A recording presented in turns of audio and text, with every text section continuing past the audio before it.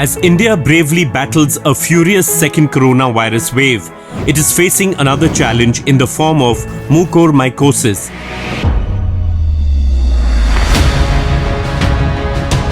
Often referred to as black fungus infection.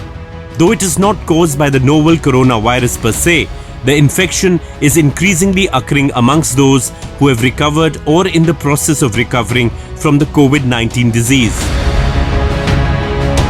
Many state governments have declared black fungus infection as a notified disease under the Epidemic Diseases Act 1987.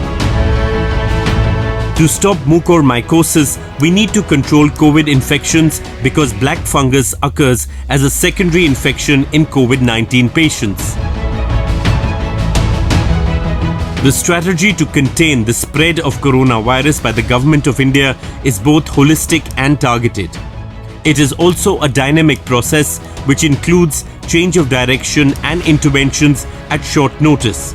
Case in point was the oxygen shortage due to the rapid increase of COVID cases, a challenge which we as a country were able to overcome in less than 4 weeks by increasing medical grade oxygen.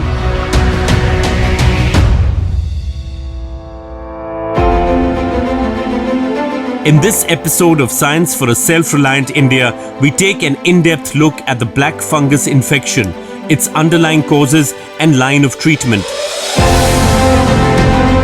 To ensure that we as a country are better equipped to monitor the spread of COVID-19 virus and thereby take prompt action, we show you some of the self-diagnostic coronavirus kits which have been developed indigenously and approved by the Drugs Controller General of India.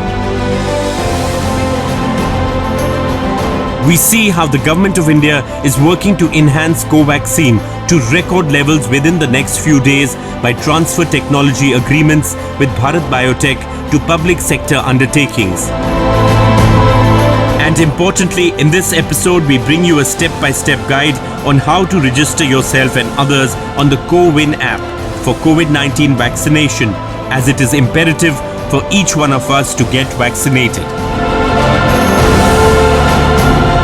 The binding glue of all these initiatives of the government and the private sector to defeat COVID-19 is science and technology, the bedrock of an Atmanirbhar Bharat. So let's begin.